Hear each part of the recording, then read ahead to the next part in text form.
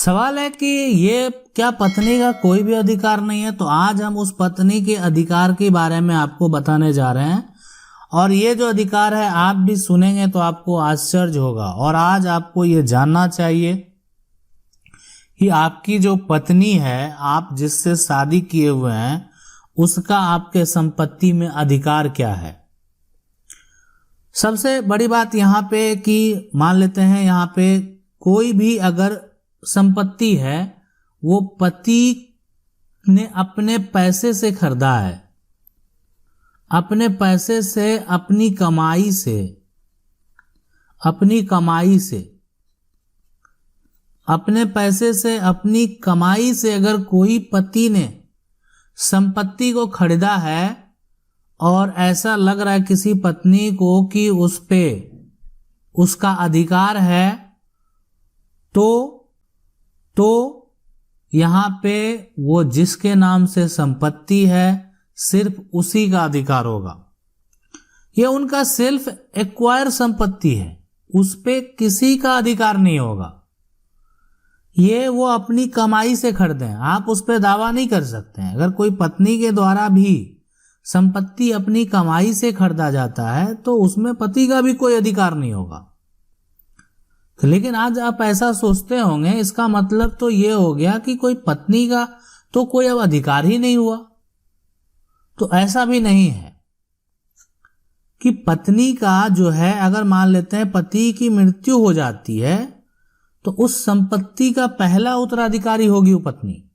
मतलब उस संपत्ति का पूरा जो हक होगा उस पत्नी का पहले होगा।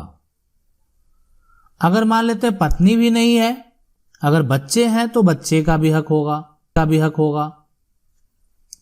अगर पत्नी नहीं है तो देखा जाएगा कि क्या उस संपत्ति में उनके पिता हैं तो उसके बाद वो पिता होंगे। अगर पिता भी नहीं है तो भाई होंगे, भाई भी नहीं है बहन होंगे। तो इस तरीके से उस संपत्ति के उत्तराधिकारी जो होते हैं हर लेवल के अलग अलग होते हैं। और आज जो सवाल है ये कह रहे हैं कि सर मेरे हस्बैंड की जो है हस्बैंड की गिफ्टेड प्रॉपर्टी है, हस्बैंड की डेथ हो गई है, मेरे ससुराल वाले ने सारा डॉक्यूमेंट ले लिया है और मुझे घर से निकाल दिया है, क्या मैं वो प्रॉपर्टी जो है मेरे नाम पे करवा सकती हूँ? प्लीज इसका जवाब दें। सबसे पहली बात कि जो प्रॉपर्टी है अगर वो आपके पति के नाम पर है, पति के नाम पर है तो उसको आप ही अपने नाम से करवा सकते हैं, उस पे आपका पूरा हक होगा। अब ये कागजात किसी के लेने से कागजात खत्म नहीं हो जाता। कागजात जब वो तैयार हुआ वहां से आप उसका नकल भी प्राप्त कर सकते हैं। और जो लोग घर से आपको निकाल दिए उन पे आप जो है सबसे पहले केस करके मालिकाना हक का दावा कर सकते हैं यहां पे, इसलिए कि वो संपत्ति पे आपका अधिकार है। अब है कि कैसे करेंगे, तो आपको क्या करना है कि सिविल कोर्ट में जो है अपना मालिकाना हक के लिए केस फाइल करना है, ठीक है। और लेकिन जब संपत्ति का जो डॉक्यूमेंट है उसका नकल आपको भी जरूर प्राप्त कर लेना चाहिए। पति की मृत्यु हो गई है, बच्चे नहीं भी हैं तो भी आपका उस संपत्ति पे अधिकार होगा, इसलिए वो संपत्ति आपके पति की सेल्फ एक्वायर प्रॉपर्टी है, मैंने किसी के दिया हुआ संपत्ति उनके पास है। अब रही बात एंसेस्ट्रल प्रॉपर्टी, तो वहां पे कुछ कंडीशन अलग होते हैं। सवाल है सर प्लीज हेल्प मी, मेरे जो पापा के पास 20 बीघा पैतृक जमीन है जिससे वो समय समय पे बेचते रहते हैं, शराब भी पीते हैं। अभी 6/4/2022 में उन लोगों ने 1 बीघा जमीन जो है ये 15 है ना लाख में बेच दिया, क्या अब रजिस्ट्री कैंसिल करा दी सकती है? देखें मामला सिर्फ तो 22 का है तो 100% करा दिया जा सकता है। और कुछ ऐसा हो सकता है जिससे कि बेची हुई जमीन भी वो आगे ना बेच सकें, बची हुई जमीन है ना, ठीक है।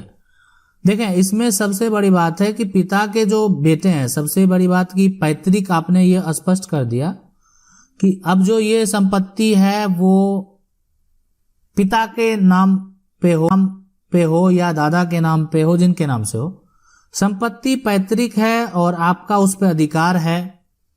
अब उस पिता के जितने बेटे हैं, मान लेते हैं 2 बेटे हैं, ठीक है, तो अब एक हिस्सेदार हो गया यहाँ पे पिता खुद। पैतृक संपत्ति मान लेते हैं ये अगर है तो एक हिस्सेदार पिता खुद होगा, एक बेटा होगा, अगर दूसरा बेटा या बेटी है तो वो भी हिस्सेदार होगा। अब अगर पहले से संपत्ति पिता बेच चुके हैं, जैसे अभी ये बेच चुके हैं, तो आप वो तो उनका तो भी हिस्सा तो होगा ही उस संपत्ति में, वो उनके हिस्से में चला जाएगा, और बाकी जो पहले भी जो बेचे हैं वो उनके हिस्से में जाएगा, और शेष जमीन पे आप दावा करके पार्टीशन कर सकते हैं। और साथ में पार्टीशन करने समय आप प्रयास करें, अपने वकील से बात करें कि आपका वहां पे स्टे लग जाए, ताकि वो बेच नहीं सके, और खरीदने वाला को भी जब इस बात की जानकारी हो। और स्वाभाविक है किसी भी संपत्ति पे विवाद होता है तो वो संपत्ति कोई खरीदना नहीं चाहता, तो आपको विलंब नहीं करना। ऐसे अगर कोई भी पिता ही हो बार बार, अब इसलिए संपत्ति को बेच रहे हैं इसलिए कि वो शराब पीते हैं, तो यहां आपको जरूर एक्शन लेना चाहिए।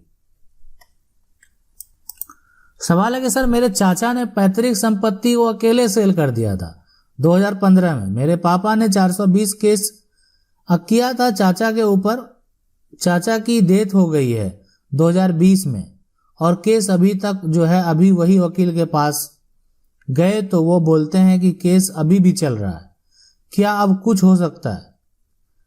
देखें, सबसे पहले बिल्कुल अभी देखें संपत्ति अब जो 420 का आपने किया है, अब कोई अकेले सेल कर दिए हैं, तब उनके अगर चाचा के कोई वंशज हैं तो आप उनको अटैच कर सकते हैं, लेकिन अब उसने तो धोखा दिया नहीं, तो आप उस पर सजा तो उनको दिलवा नहीं सकते। तो यहाँ पे लेकिन जो संपत्ति है, जो बेचा गया संपत्ति है, यहाँ पे तो सबसे पहली बात है कि समझना बेहद जरूरी है। यहाँ पे ठीक है, हम उनको सजा दिलवाने के बजाय साथ साथ में हम इस तरह का मुकदमा क्यों ना करें कि जो संपत्ति पूरा उन्होंने बेचा वो 50 हमको वापस मिल जाए। और ऐसा स्पेसिफिक रिलीफ एक्ट में प्रावधान है कि आप पार्ट बाय पार्ट भी रजिस्ट्री को कैंसिल करा सकते हैं। भाई जो हिस्सेदार है पूरा वो क्यों बेचेगा, आप 50 बेच सकते हैं, तो 50 वहां कैंसिल हो जाता। तो ये ज्यादा सही होता कि आप अपना हिस्सा जो है वो रिकवर कर लेते। ठीक है, आपने 420 का मुकदमा भी किया, लेकिन अब तो वो है नहीं, तो फिलहाल आपको यह विकल्प है कि इस तरह के जो को खींचे नहीं, टाइम वेस्ट नहीं करें, इसको क्लोज करा के जो है आप केस को जो नए सिरे से है आप उस रजिस्ट्री को कैंसिल कराने का प्रक्रिया जो है वो कर सकते हैं।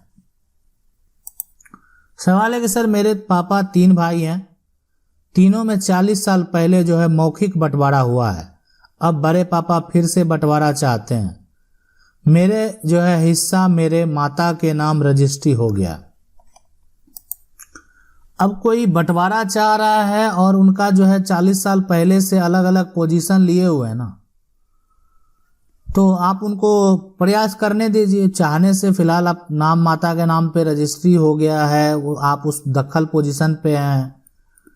बंटवारा कोई करने के लिए स्वतंत्र है, अगर कोई भी मान लेते हैं पैतृक संपत्ति है तो, लेकिन जिस तरह से बंटवारा हुआ तो क्या आपने संपत्ति को अपने नाम से अलग अलग करवाया?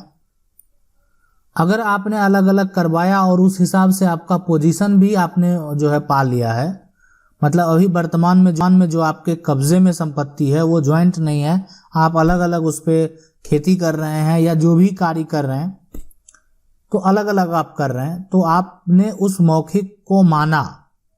देखिए कोर्ट में बहुत सारे सवाल उठते हैं और डिपेंड करता है आपके वकील के ऊपर, लेकिन जो है मौखिक बंटवारा का किसी प्रकार का मान्यता तो कोर्ट में नहीं होता है।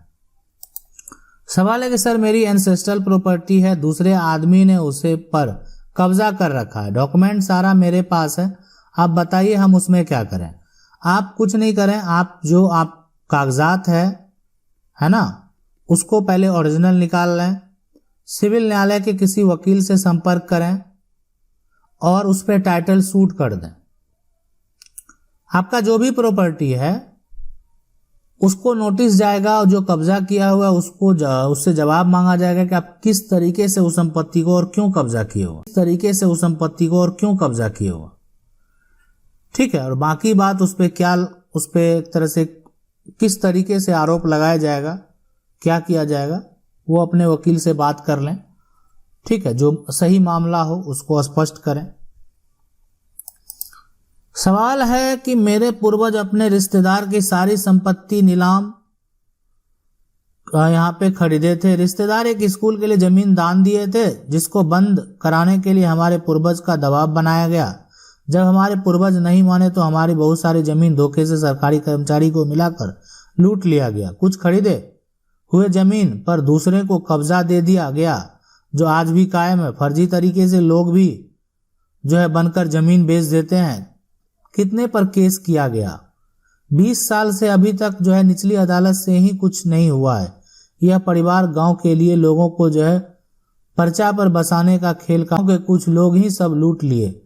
क्या हम सुप्रीम कोर्ट जा सकते हैं? देखिए बिल्कुल जा सकते हैं, है ना, अगर मान लेते हैं। लेकिन जो है अगर आपका सिविल मामला इतना लंबा चला है तो इसमें दोषी आप सबसे पहले अपने वकील से बात करें कि क्यों आपका इतना लंबा चल गया। पहली बात, उसमें कौन दोषी है, क्यों इतना लंबा खींचा गया केस को, क्या हो रहा है कोर्ट में, आपके जो तारीख हो रहे हैं उस पे हो क्या रहा है, क्या दूसरे पक्ष पे दबाव नहीं बनाया जा रहा है, क्या सिर्फ आपसे सिर्फ पैसे लिए जा रहे हैं।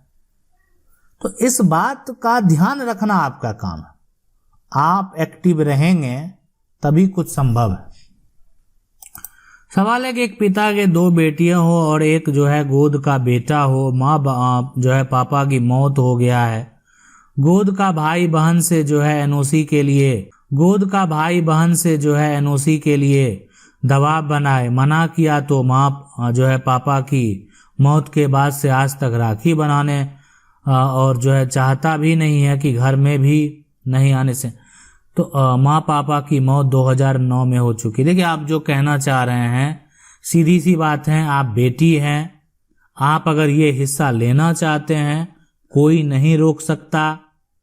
ठीक है, अब उनके द्वारा किया जा रहा है, जो भी गोद लिया हो, गोद लिया भी है, अगर वो लीगल तरीके से उनको पिता का नाम मिला है तो वो संपत्ति का तो अधिकारी होगा ही, लेकिन वो एक हिस्सेदार होगा। आप भी एक हिस्सेदार हैं। आप अगर अपनी संपत्ति लेना चाहते हैं तो आप ले सकते हैं, और आपका जितना भी संपत्ति है, अगर आप 2 बेटियां हैं तो वो 3 हिस्से में बढ़ जाएगा। एक ही हिस्सा उस बेटे को मिलेगा, बाकी जो 2 बहन आप बेटी हैं उनको एक एक हिस्सा मिलेगा। तो आप संपत्ति लेने के लिए स्वतंत्र हैं। कभी भी उस भाई के ऊपर पार्टीशन सूट करके आप अपना हक आसानी से प्राप्त कर सकते हैं। सवाल है कि मेरे पापा डेथ हो गया है और हम लोग 2 भाई हैं, हम डायरेक्ट जमीन बेच सकते हैं? दोनों भाई मिलकर जमीन बेच सकते हैं अपना नाम किए बिना? देखिए कुछ राज्य पे डिपेंड करता है, और कुछ राज्य में अगर सख्त नियम जो है यहाँ पे है कि जमीन अपने नाम करा लें तभी बेचें। तो लेकिन बहुत सारे राज्य में नियम है कि पिता के नाम पे संपत्ति है, पैतृक संपत्ति लोग बेच देते हैं अगर उसके वो अधिकारी हैं तो यहाँ पे अगर दोनों भाई मिलके अगर वो बिक्री संभव है तो आप जो है दोनों भाई के द्वारा वो संपत्ति को जो है बेचा जा सकता है। ठीक है, हाँ, ऐसे अपने नाम से करा लेंगे तो खरीदने वाले को थोड़ा सहूलियत होगा। आशा करते हैं वीडियो अच्छा लगा होगा। वीडियो को लाइक जरूर कर दें। चैनल को पहली बार देख रहे हैं सब्सक्राइब करके